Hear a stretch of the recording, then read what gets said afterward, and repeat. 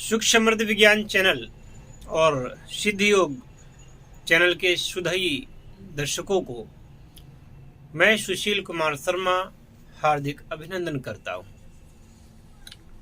प्रिय साधकों, प्रिय दर्शकों, आज मैं आपसे एक अपनी बात को शेयर करना चाहता हूँ। तो पहले तो मैं अपनी बात कहूँगा, तत्पश्चात फिर शास्त्र की ओर बढ़ेंगे। और आज की जानकारी इतनी महत्वपूर्ण है कि आपको ये पूरा वीडियो देखना चाहिए। प्रिय बंधुओं, मैं ये बताना चाहूँगा कि आप सभी लोग कभी कभी विशिष्ट प्रकार की जो बीमारियां हैं उनसे ग्रसित हो जाते हैं। डॉक्टरों से इलाज कराते हैं, वैद्यों से इलाज कराते हैं, आप ठीक नहीं होते। तब आपको लगता है कि ये हो क्या रहा है। उसी के बारे में मैं ये वीडियो बना रहा हूँ और ध्यान से सुने। तो अभी 2 दिन पहले मैंने वीडियो बनाया था 15 जनवरी 2022 को, जिसमें मैं अपनी पत्नी के साथ यहाँ की गौशाला में गया, गौ सेवा की। तो चूँकि मेरी सासू माँ का उस दिन परिनिर्वाण दिवस था, 1 साल हुए, तो मेरे मन में ये विचार उठा कि उनके लिए अपनी पत्नी के द्वारा मैं गौ सेवा करवाऊँ। साथ में मैं भी गया, मैं भी गौ सेवा करूँ।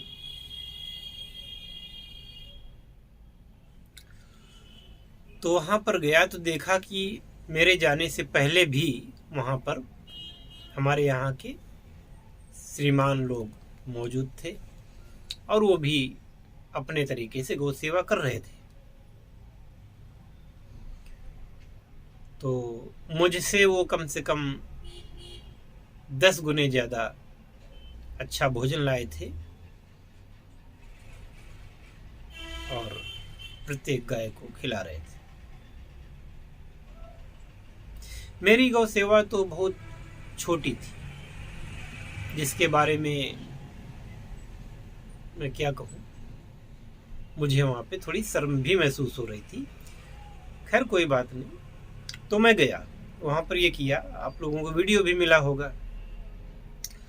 तो वहाँ पर जाने के बाद जब मैं लौट के आता हूँ तो मैंने ये बात आपको बता रहा हूँ, कल्पना भी नहीं की थी कि ऐसा होगा।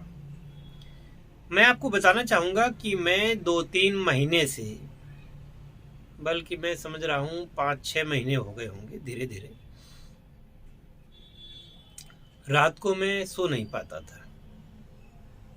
ना तो मैं चिंता करता हूँ, ना किसी प्रकार का कुछ था, पर मेरी नींद हरती जा रही थी।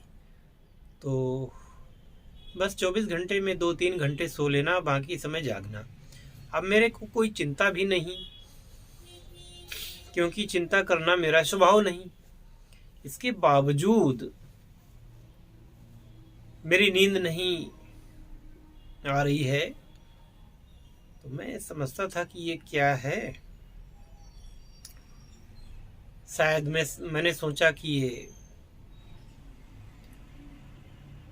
आयु के साथ साथ ऐसा ही होता है। खैर,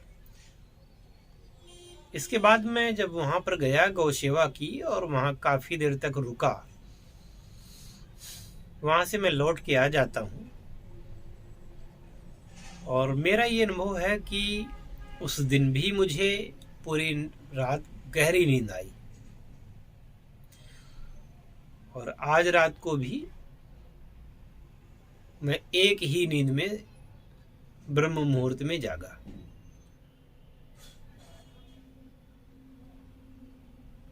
अब ये तो गौ माता का प्रसाद है, चमत्कार है।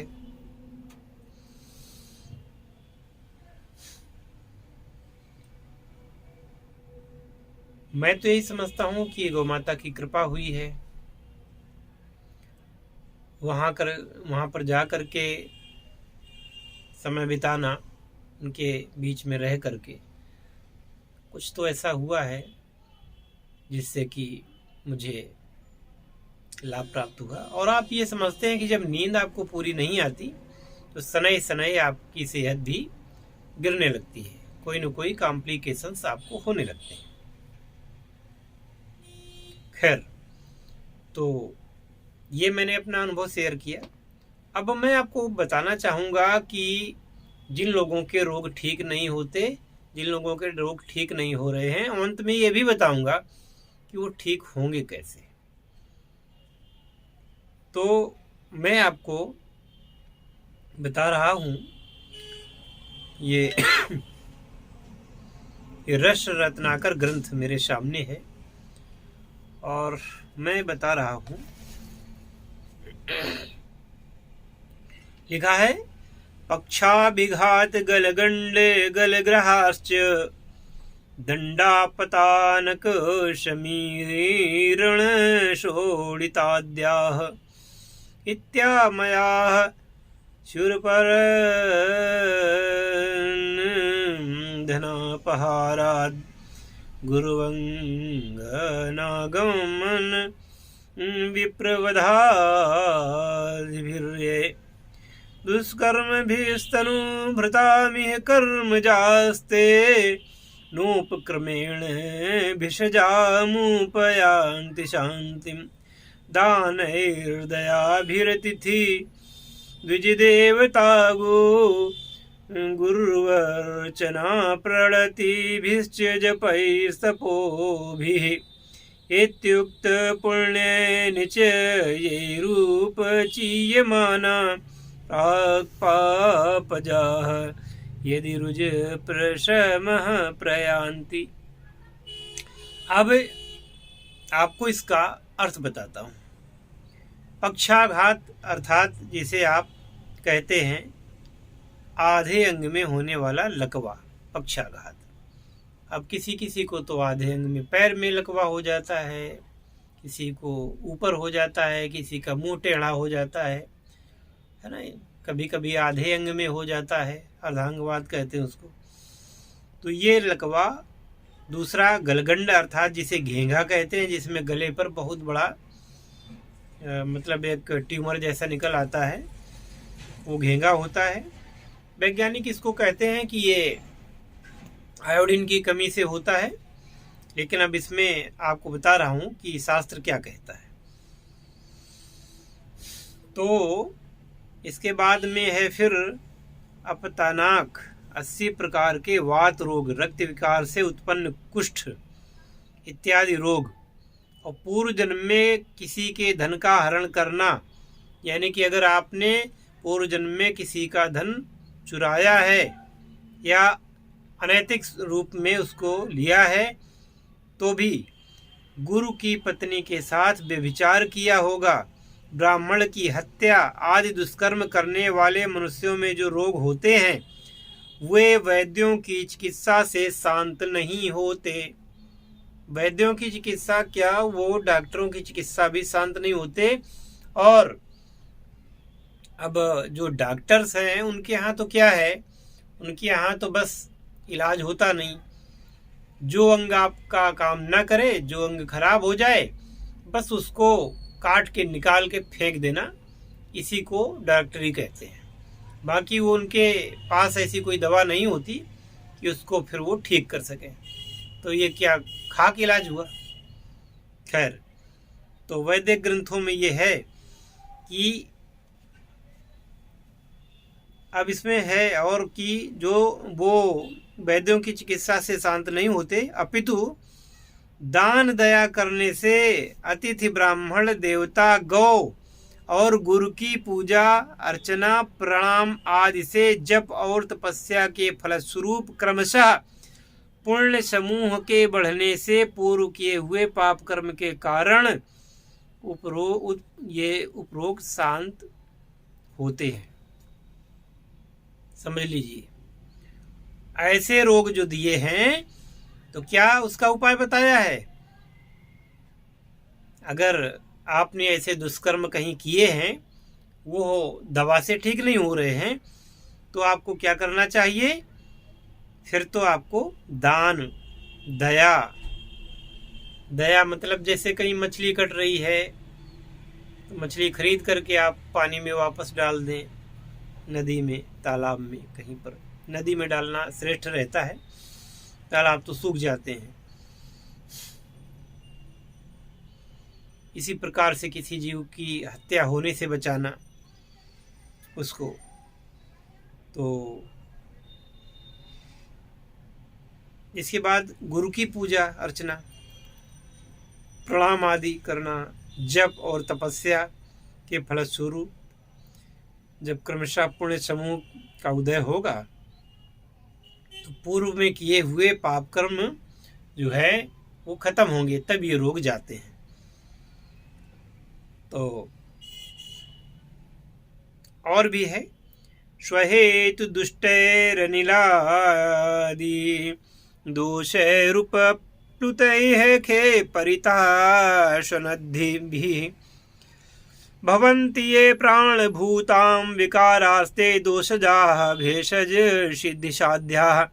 अपने अपने विभिन्न कारणों से विकार को प्राप्त वात, पित्त और कफ के कारण फैले हुए जो दोष हैं, ऊपर आकार, पेट, कंठ, कान आदि में ध्वनि करते हुए जो विकार प्राणियों में मुख्यतः मनुष्यों में होते हैं, वे दोषों अर्थात वात, पित्त, कफ के विकार से होते हैं और उन्हें औषधियों से दूर किया जाता है। समझ गए आप? असाध्य रोग कौन से होते हैं और साध्य रोग कौन से होते हैं, आपको पता चल गया।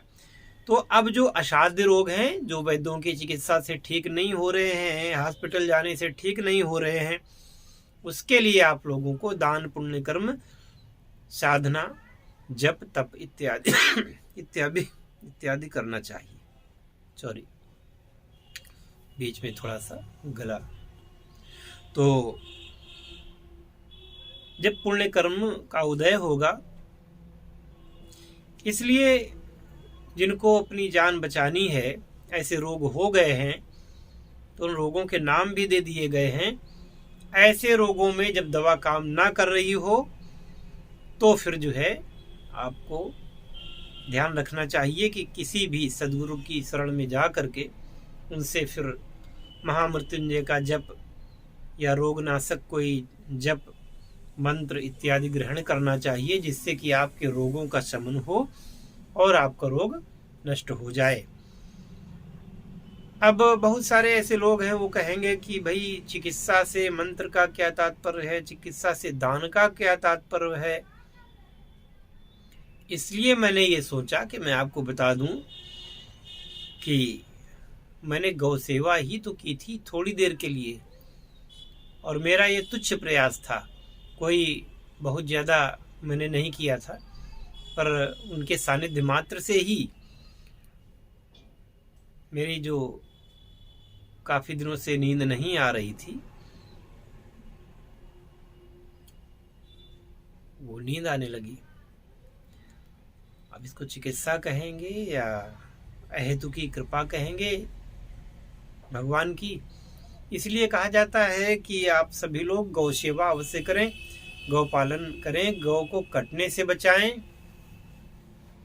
गौ के सानिध्य में रहने से आपकी असाध्य रोगों का और पूर्व जन्म में किए हुए कोई ऐसे कर्मों का भी अगर कोई होगा तो वो कट जाता है। कभी कभी ऐसा होता है कि हम और आप कर्म करते रहते हैं, हम तो समझते हैं कि हमने कोई गलत काम किया ही नहीं है ना, लेकिन प्रकृति और ईश्वर समझते हैं कि वास्तव में ये आपका काम ठीक नहीं था, तो दंड मिलता है। तो गौ माता में इतनी शक्ति है कि ज्ञात और अज्ञात जो भी आपके कर्मों के स्वरूप ऐसे रोग आदि उत्पन्न हुए हैं, उनका शमन हो जाता है आध्यात्मिक विज्ञान से और माता गौ की कृपा से। गौ की कृपा जो है भगवान श्री कृष्ण के द्वारा प्रतिपादित है।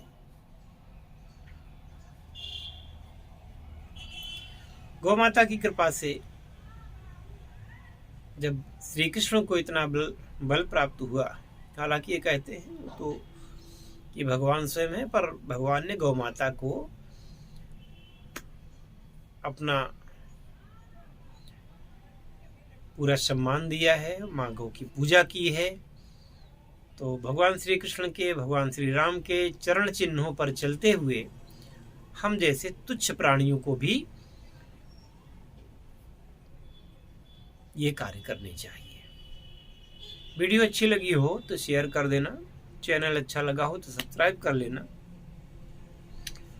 और बेल का आइकन दबा करके ऑल पर सिलेक्ट कर लेना। हरिओम तत्सत। जय शिव शंकर, जय भोलेनाथ, हर हर महादेव।